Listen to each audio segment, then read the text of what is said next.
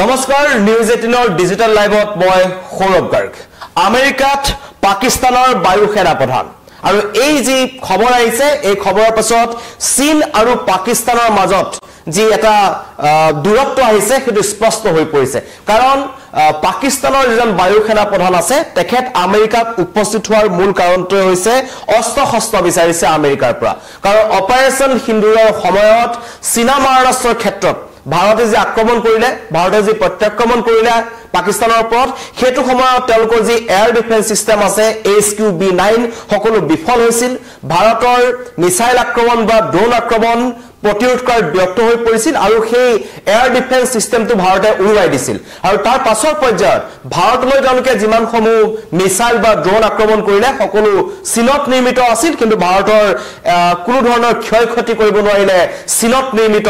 পাকিস্তানে চীনৰ পৰা ক্ৰয় কৰি অনা সেই মাৰাষ্ট্ৰসমূহে এতিয়া চীনা মাৰাষ্ট্ৰৰ ওপৰত তেওঁলোকৰ যি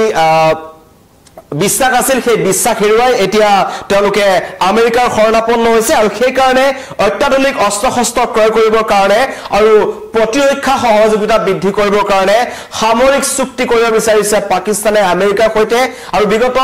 দুসপ্তাহ পূৰ্বে পাকিস্তানৰ যিজন সেনা প্ৰধান আছে আসিম মুনিৰ তেওঁ ডনাল্ড ট্ৰাম্পৰ সৈতে হোৱাইট হাউছত বহি সামিলত অংশগ্ৰহণ কৰিছিল আৰু তেতিয়া এটা কথা সকলোৱে ভাবিছিল যে এই হঠাৎ পাকিস্তানৰ সেনা প্ৰধানৰ সৈতে ডনাল্ড ট্ৰাম্পে কিয় কথা পাতিব লগা হ'ল তাতো সামৰিক চুক্তিৰ কথা আহিছিল কিন্তু পিছত গম পোৱা হৈছিল যে ইৰাণ আক্ৰমণৰ সময়ত পাকিস্তানৰ ভূমি ব্যৱহাৰ কৰিব বিচাৰিছিল আমেৰিকা আৰু তেতিয়া এটা আৰ্থিক সাহায্য ডনাল্ড ট্ৰাম্পে পাকিস্তানত দিম বুলি কথা দিছিল আৰু তাৰ পাছতেই হঠাৎ এতিয়া পাকিস্তানৰ যিজন বায়ু সেনা প্ৰধান আছে নাম হৈছে জাহিৰ আহমেদ বাবৰ সিদ্ধু এজন জাহিৰ আহমেদ বাবৰ সিদ্ধু তেওঁ এতিয়া উপস্থিত হৈছে আৰু তেওঁ এটা উদ্দেশ্য যে তেওঁ ইতিমধ্যে পেন্টাগনৰ শীৰ্ষস্তৰ বিষয়বোৰৰ সৈতে আলোচনাত মিলিত হৈছে ৱাশ্বিংটনত আৰু এই ভ্ৰমণ কালত তেখেতে আমেৰিকাৰ আন্তৰ্জাতিক পৰিক্ৰমা শাখাৰ যি সচিব আছে কেলি এন সেন্টপ আৰু লগতে দেশখনৰ বায়ু সেনাৰ চিফ আমেৰিকাৰ বায়ু সেনাৰ জন চিফ আছে জেনাৰেল ষ্টাফ ডেভিড ডব্লিউ এমছৰ সৈতে আলোচনাত বহিছে এই আলোচনাত বহাৰ সময়ত তেওঁলোকৰ মূল এটাই লক্ষ্য যে পাকিস্তানলৈ এবাৰ আমেৰিকাত নিৰ্মিত অত্যাধুনিক অস্ত্ৰ লাগিব আৰু F-16 বিমানৰ কথাও তেওঁলোকে কৈছে ইতিমধ্যেই পাকিস্তানৰ ওচৰত F-16 বিমান আছে যিখন আমেৰিকাত নিৰ্মিত হয় কিন্তু তেওঁলোকে এতিয়া অত্যাধুনিক তথ্য প্ৰযুক্তিৰ কাৰণে F-16 যুদ্ধ বিমানৰ পৰা লগতে যিখন এয়াৰ ডিফেন্স সিস্টেম আছে এই এয়াৰ ডিফেন্স সিস্টেম অনাৰো চিন্তা চৰ্চা কৰিছে কাৰণ দেখিছে যে চীনৰ সামগ্ৰীয়ে তেওঁলোকে ভাৰতৰ বিৰুদ্ধে যুঁজ দিবলৈ তেওঁলোক সক্ষম নহয় আৰু এই ক্ষেত্ৰত প্ৰতিৰক্ষা বিশেষকৈ বায়ু সেনা বাহিনীক অধিক শক্তিশালী কৰিবলৈ পাকিস্তানে চিন্তা কৰিছে কাৰণ ইতিমধ্যে অপাৰেচন সিন্দুৰ হওক বা ইয়াৰ আগতে যেটো ভাৰতে এয়াৰ ষ্ট্ৰাইক কৰিছিল পাকিস্তানৰ ওপৰত পাক অধিকৃত কাশ্মীৰত যেটো উৰি এটেকৰ পাছত তেতিয়াও কিন্তু ভাৰতৰ যি বায়ু সেনা বাহিনীৰ যেটো যেনেকুৱা ধৰণৰ আক্ৰমণ হৈছিল সেই আক্ৰমণ প্ৰতিহত কৰাত পাকিস্তান ব্যৰ্থ হৈছিল আৰু তাৰ পাছতে এতিয়া তেওঁলোকে আমেৰিকাৰ কাষ চাপিছে কাৰণ ডনাল্ড ট্ৰাম্পৰ কথা আছে ডনাল্ড ট্ৰাম্প এজন বহুবল্কী ৰাষ্ট্ৰপতি হঠাৎ তেওঁ যিকোনো মুহূৰ্তত উলুটা পুলুটা তেওঁ মন্তব্য কৰি আছে আৰু তেওঁৰ কাৰণে বিগত সময়ছোৱাত বিশেষকৈ মধ্যপ্ৰাচ্যত যথেষ্ট হাহাকাৰ লাগিছে আৰু শেহতীয়াকৈ ভাৰতৰ সৈতে বাণিজ্যিক ক্ষেত্ৰত শুল্ক বঢ়াই দি যি 26% শুল্ক বঢ়াই দিয়া কথা কৈ আছে আমেৰিকাই তাৰ পিছত এটা ফাট সৃষ্টি হৈছে আৰু তাক লৈ এতিয়া সুযোগ গ্ৰহণ কৰিবৰ কাৰণে পাকিস্তানৰ বায়ু সেনা প্ৰধানজন তেওঁ গৈ ইতিমধ্যে তাত উপস্থিত হৈছে আহমেদ বাবৰ আৰু লগতে পাকিস্তানৰ সেনা প্ৰধান আসিম মুনিৰে আমেৰিকা ভ্ৰমণ কৰি অহাৰ পাছতেই দেশখনৰ বায়ু সেনা প্ৰধানগৰাকীয়ে আমেৰিকা ভ্ৰমণ কৰা যথেষ্ট গুৰুত্বপূৰ্ণ হিচাপে বিবেচিত হৈছে ইতিমধ্যে কোৱা হৈছে যে দুয়োখন দেশৰ প্ৰতিৰক্ষা সন্দৰ্ভত যথেষ্ট বৃদ্ধি পাব আৰু আমেৰিকাই ইতিমধ্যে বিচাৰি আছিল কেনেকৈ পাকিস্তানৰ অত্যাধুনিক অস্ত্ৰ বজাৰখন তেওঁলোকৰ হাতলৈ যাব পাৰে কাৰণ চীনে কেৱল পাকিস্তানৰ সেনা বাহিনীকে নহয় লগতে ISI বিভিন্ন ধৰণৰ তালিবান তেহৰিকি তালিবান লগতে এই আফগানিস্তান পাকিস্তানৰ বেলুচিস্তানৰ যিমানখিনি উগ্ৰপন্থী সংগঠন আছে সকলোকে চীনে কিন্তু নিজৰ অস্ত্ৰ যোগান ধৰি আহিছিল তেওঁলোকৰ সমৰসজ্জা যোগান ধৰি আহিছিল এখন ডাঙৰ মাৰ্কেট এখন ডাঙৰ বজাৰ চীনৰ ওচৰত আছিল আৰু সেই বজাৰখনৰ ওপৰত আমেৰিকাৰ চকু আগৰ পৰা আছিল এতিয়া আমেৰিকাই এই সুযোগ গ্ৰহণ কৰিব বিচাৰিছে আৰু এইটো হৈছে যিজন তেখেতলোকৰ পাকিস্তানৰ জন বায়ু সেনা প্ৰধান আছে তেওঁ যেটো ওয়াশিংটন ভ্ৰমণ কৰিছে এটো এটা দশকৰ অন্তত আমেৰিকাৰ ভ্ৰমণ কৰিছে যিকোনো পাকিস্তানৰ বায়ু সেনা প্ৰধানে আৰু বিগত সময়ছোৱাত পাকিস্তানে আমেৰিকাৰ পৰা বিভিন্ন সামৰিক সমৰসজ্জা লাভ কৰিলেও মূলত ৰঙা চীনৰ পৰা অত্যাধুনিক তেওঁলোকে অস্ত্ৰ শস্ত্ৰ লৈ আনিছিল চীনৰ ওপৰত তেওঁলোকে বেছি নিৰ্ভৰশীল আছিল চীনৰ ওপৰত তেওঁলোকে আৰু অপাৰেচন সিন্দুৰৰ পাছতো পাকিস্তানৰ প্ৰতিৰক্ষা মন্ত্ৰী তেওঁ প্ৰথমবাৰ কাৰণে চীনলৈ গৈছিল আৰু চীনৰ সামৰিক চুক্তি তেওঁলোকে স্বাক্ষৰ কৰিছিল আৰু কৈছিল চীনৰ যি J-10 যিখন 5th জেনাৰেচনৰ অত্যাধুনিক বিমান তেনেকুৱা 30খন বিমান তেওঁলোকে আগষ্ট মাহৰ আগে 50% ৰেহাই মূল্যত তেওঁলোকে চীনৰ পৰা ক্ৰয় কৰিম বুলি সামৰিক চুক্তি কৰিছিল কিন্তু তাৰ পাছতে হঠাৎ এতিয়া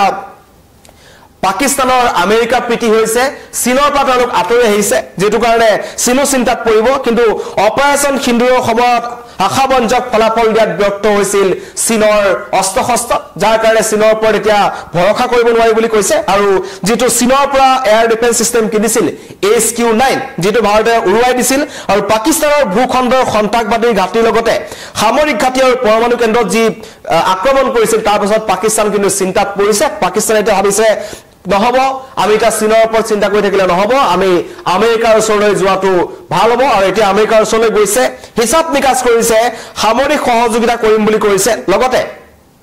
বুজন পৰিমাণৰ সামৰিক সা-সৰঞ্জাম বিক্ৰী কৰি বুজন পৰিমাণৰ ধন অৰ্জন কৰিব পাৰিব আমেৰিকাই সেইবে আৰ্থিকভাৱে দুৰ্বল পাকিস্তানো অত্যাধুনিক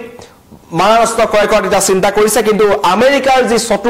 চতুৰ আমেৰিকা আছে বিশেষকৈ ডনাল্ড ট্ৰাম্পৰ কথা ক'ব লাগিব ডনাল্ড ট্ৰাম্পৰ যেটো মনোভাৱ আছে কাৰণ ইয়াৰ আগতেও তেওঁলোকে এটা কথা কৈছিল যে আমি অস্ত্ৰ শস্ত্ৰৰ কাৰণে যিকোনো দেশৰ সৈতে আমি সহযোগিতা কৰিব পাৰো বা সহযোগিতা বিচাৰিছো বিশেষকৈ পাকিস্তানৰ কথা এটো কাৰণে কৈছো কাৰণ পাকিস্তানে ভাৰতৰ ক্ষেত্ৰত যেনেকুৱা ধৰণৰ বাৰম্বাৰ ভাৰত বিৰোধী কাৰ্যকলাপত তেওঁলোক জড়িত হৈ আছে আৰু আমেৰিকাৰ দুমুখীয়া স্থিতিটো এই ঘটনাক লৈ স্পষ্ট হৈছে কাৰণ আমেৰিকাই কৈছিল যে আমি সন্ত্ৰাসবাদৰ পৃষ্ঠপোষক দেশৰ সৈতে আমি নাই আমি সন্ত্ৰাসবাদৰ বিৰোধিতা কৰো কিন্তু যোনখন দেশৰ পৰা ওসামা বিন লাডেনক হত্যা কৰা হ'ল আমেৰিকাৰ সিলামিয়া আহি কিন্তু হত্যা কৰিছিল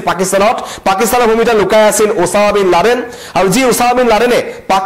আমেৰিকাৰ ইতিহাসত আটাইতকৈ ডাঙৰ যোনটো সন্ত্ৰাসবাদী আক্ৰমণ কৰিছিল সমগ্ৰ বিশ্ব কঁপি উঠিছিল ওয়াৰ্ল্ড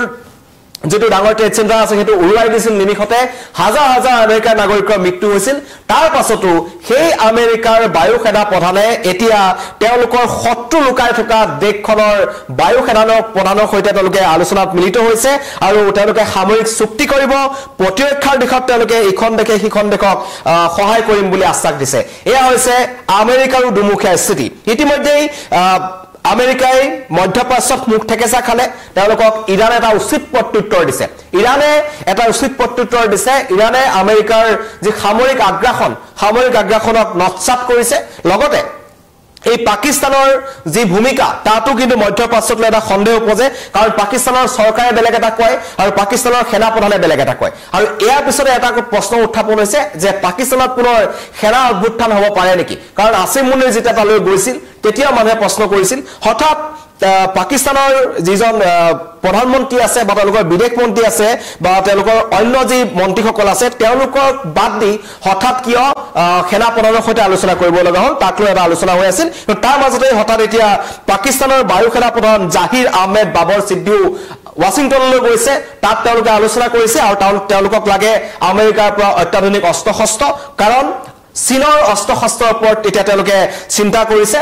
বিশ্বাস ৰাখিব পৰা নাই কাৰণ অপাৰেচন সিন্দুৰৰ সময়ত ভাৰতে উফৰাই দিছিল চীনৰ অস্ত্ৰ শস্ত্ৰসমূহ তাৰ কাৰণে এটা চিন্তাত পৰিছে সামৰিক চুক্তি কৰিব আৰু সামৰিক চুক্তিৰ ক্ষেত্ৰত আগবাঢ়িছে আৰু অন্য কিছুমান চুক্তিও কৰিব বিশেষকৈ প্ৰতিৰক্ষাৰ দিশত আৰু পাকিস্তানৰ বায়ু সেনা বাহিনীক কেনেকৈ শক্তিশালী কৰিব পাৰি তাৰ ওপৰত চিন্তা কৰিছে এতিয়া পাকিস্তানৰ আমেৰিকাই মিলি ধন্যবাদ